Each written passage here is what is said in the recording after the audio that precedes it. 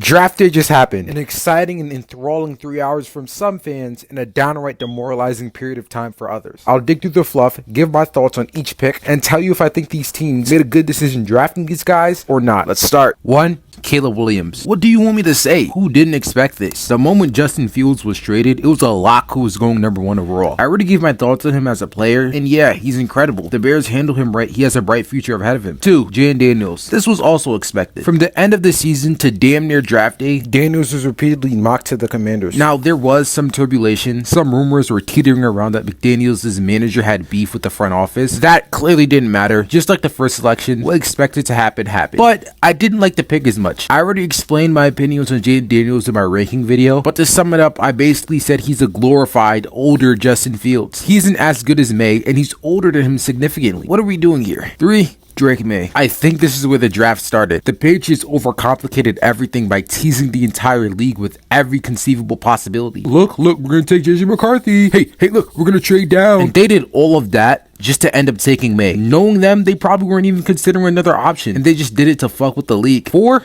Marvin Harrison. Another boring pick? Jeez, this was a very popular mock spot for a trade or something exciting to happen. But no, the Cardinals stick and pick the best non-quarterback in the draft. Talking about him is like talking about Caleb Williams. The Cardinals add a weapon for Kyler as they try to get into playoff contention once more. And while they're not completed enough as a team to get that dream to fruition, this Murray and MHA duo will be fun to watch. 5. Joe Alt. Yo, what did Justin Herbert ever do to deserve this? One offseason with Harbaugh, and he literally erased every single one of his pass catching options. Mike Williams, gone. Austin Eckler, gone. Keenan Allen, gone. And with 2 elite receivers on the board, Jim Harbaugh looked at his roster and said, we'll keep Joshua Palmer as our wide receiver 1. In all seriousness, this wasn't a shock at all. It was mocked for months. And again, we have another boring pick. It's clear the type of offense Jim wants to run. He ran it at San Fran. He ran it at Michigan. The ground and pound game, it's what he wants deeply. All jokes aside, this point of the offseason wasn't to reconstruct the super team. It was to set the foundation. The Chargers were in team purgatory. And to get out of it, they need a guy like Jim Harbaugh. And they need to do things his way. So that means clearing cap casualties like the receivers and getting guys that fit his future philosophy in the draft. There are 7 more rounds too. He'll probably be fine. 6. Malik Nabers. JJ McCarthy was actually a thought for a second here, and I wouldn't have completely despised it, to be honest. I'm not gonna dick suck him here. I already have a whole segment talking about him, but at the very least, it would have made things interesting. Instead, we have another popularly mocked pick. I don't know what that means for the Giants quarterback situation. What I do know is that Tommy DeVito's Linsanity run is the reason we missed out on Drake Maye. I don't know if they can expect much success from these guys with Daniel Jones at quarterback, but at the very least, we got our OBJ clone. I think the Giants really liked Maye.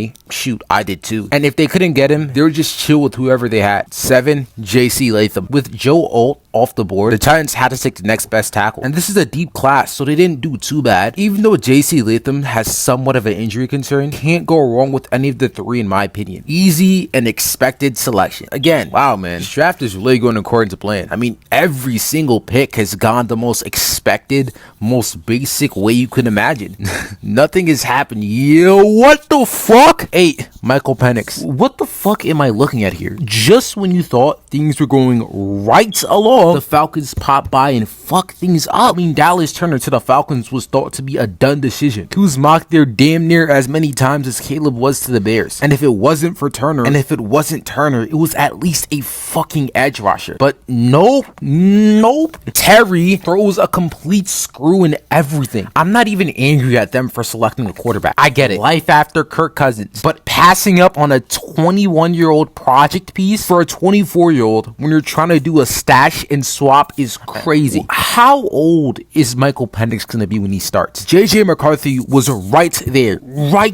Not only is he better, but he's younger. I think the Falcons just fell in love with him to a point where they had to select him. I personally find it insane, but whatever. I'm so glad I'm not a Falcons fan. 9. Odunze. Right back to our regularly scheduled pick. Caleb Williams finds himself a weapon, but when you add him to the receiving core of DJ Moore, Keenan Allen, they're looking really dangerous. Adding a guy like Rome, who's ridiculous at the catch point, unbelievable in contested situation, and pairing him with Caleb Williams is already a cheat code. Having Moore, who's great all around, and Allen, who's a route technician, serves as great contrast. With T. Higgins being traded, the Bears may be diddling in the best receiver core in the NFL next year. 10. JJ McCarthy. This was actually a pretty big win for the Vikings. Back in March, when they made the trade for pick 23 to pair with 11, everybody and their mother knew they were trying to trade back up for a quarterback. JJ McCarthy in particular. Even the Vikings knew it. Now, this is speculation, but on both the Cardinals and the Chargers pick, the clock winded its way down damn near to completion. It was obvious they were in trade talks with the Vikings to leapfrog the Giants. Well, he dropped right in their laps. And yeah, they had to trade up. And yeah, they still had to trade up, but it was only one spot to the Jets. They didn't need to use 23 as originally expected. Again, I'm not gonna dick suck JJ like I did in the last video, but being in Minnesota with Jay Jettis and Kevin O'Connell is, there's definitely worse places you could go. I'll be excited to see him at the start of the 2025 season. 11, Olu Fashanu. The Jets saw the opportunity. They saw JJ fall down to them and knew both teams behind him were foaming at the mouth for him, and they took advantage. With the signings they made over the offseason, Tyron Smith, the trade for Moses, bringing in Mike Williams, they gave themselves a lot of flexibility to do whatever they pleased with this pick. And for a while, the assumed choice was Brock Bowers, and he was the sexy pick for sure. The flashy, dashy pick that would have sold more tickets and got more eyes on them. But Joey D went against that, and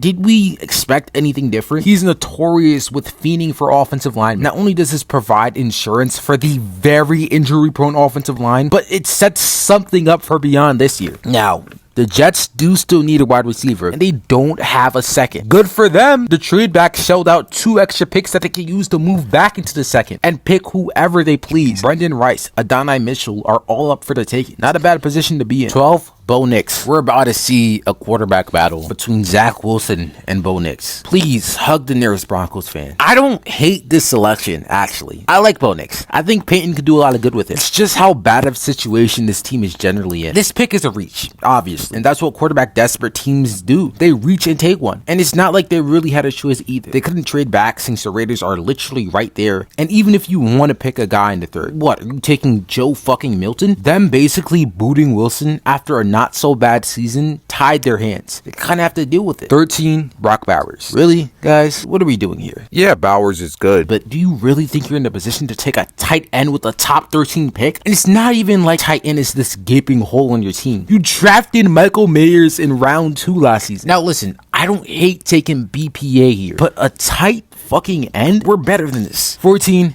Taliese Fuaga, pitch and catch. This one was the easy one. In a deep tackle class and with their tackles looking suspect, it was a layup. Every time he dropped them in a mock, it was an easy selection. For a team that's been borderline assaulted by cap issues for the past decade, picking up a new tackle will never be a wrong decision. 15, Latu. The first defensive player. Ring the bell. Yeah, I thought this should happen at 8, but I guess the Falcons were in a bit of a silly mood. Honestly, I saw a universe where Bowers dropped here and the Colts wiped him off. But they really got a good consolation prize in Latu, who despite the neck concerns, dropped right in their laps. The Colts didn't really need to do anything crazy. They are in a good position team-wise to go BPA. And with the run that offensive players went on, bolstering the defense with Latu is no crime. I see him being the top edge and a top 10 player in the class. The Colts definitely needed a guy like this. Someone who definitely has that edge 1 potential. 16, Byron Murphy II. For the past 3 years, the Seahawks run defense has been horrendous. Any team that wanted would run circles around them. They've tried a lot to bolster their interior D-line. They've traded for Williams. They signed a bunch of dudes. But this guy who they brought in has the potential to flip it completely. Murphy can easily be a game changer for that line in a run D that has not been good for a while. With Witherspoon and Tariq Woolen manning the back, this defense is looking pretty solid. 17, Dallas Turner. Really great first round for the Vikings. JJ McCarthy drops down all the way to 10, and they were able to slide up 1 spot, snatch him up there, meaning they kept pick 23 and moved up again with that to get another guy who slid down a bit in Dallas Turner, arguably the best edge in the class. He was another guy that was projected a bit higher, but he fell because 15 straight offensive players went. They, much like the Colts, take advantage of the offensive sprint that's been taking place and take a guy who has a 1A potential off the edge, a position which they do need, especially with how old it's getting for them. 18, Amarius Mims. They had a lot of directions to go in. T. Higgins requested a trade. You could never really go wrong with offensive line. They also needed help on the defensive line. They ended up selecting Amarius Mims, offensive line. He's a huge guy, great body, great pass protecting skills, which is something the Bengals needed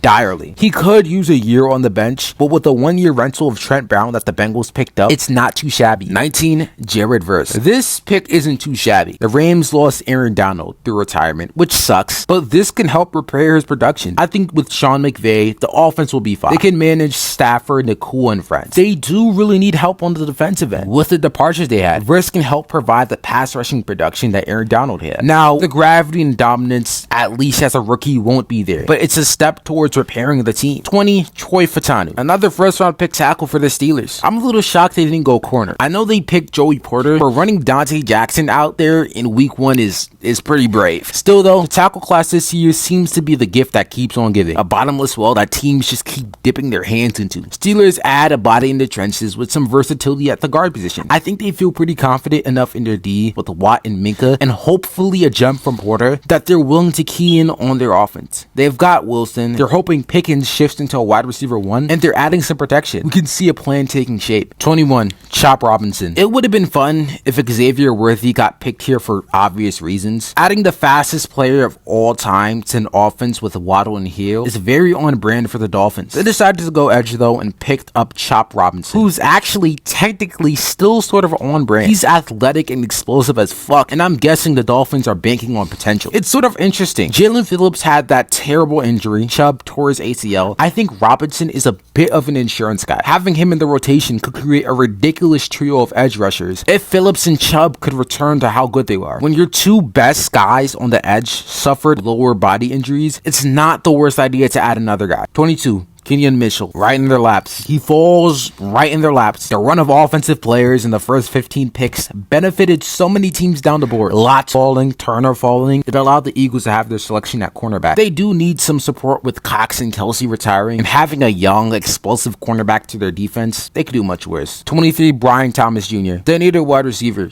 badly, and surprise to no one, they picked Brian Thomas Jr. They traded down from 17 to 23, collected the picks they wanted, and it was timed perfectly. It was during the run of defensive players, and no one picked a receiver. Now, with Ridley gone, could Thomas and Davis replace this production? Not sure, but his ceiling is so massive that this pick is super worth it. 24, Terrion Arnold. What madmen they are. The Lions leaping over the Packers to pick up arguably the top corner in the class. The Lions are a team who could always use help in their cornerback room. It was a position the group struggled with a bit last year, and bringing a guy with legit cornerback 1 potential could revolutionize this D entirely and could maybe get them to the Super Bowl this year. 25, Jordan Morgan. Yeah, the Packers' hands were a little bit tied. They clearly got fucked by the Lions with the Terrion Arnold trade. That gives me flashbacks to the Devontae Smith debacle. Don't fear, Packers fans, though. You guys got Jordan Morgan as a consolation prize. Adding some protection for your franchise guy is never a bad option, and it's not like they've reached the depths of hell to pick. It's not as sexy or as good as the Arnold pick. I mean, that's why they were eyeing him over Morgan, but it's still a solid selection. 26, Cam Barton. Barton slid a tiny bit. It was really between him and Jackson Powers Johnson, and either way, there's no way you could go wrong with it. The Bucs always needed help on the offensive line ever since that 2020 team disbanded, and with them pushing in the Baker Mayfield direction, then BPA seems like the best choice. 27, Darius Robinson. I like this pick. A gargantuan need for the Cards is the presence on the line, interior and specific. Darius has that. His versatility between inside and outside will aid the desperate line. Now, Johnny Newton would have also been a good pick here, and he does kind of answers the same need, but I think the Cards preferred Robinson's ability to play on the outside. 28, Xavier Worthy. Poetic.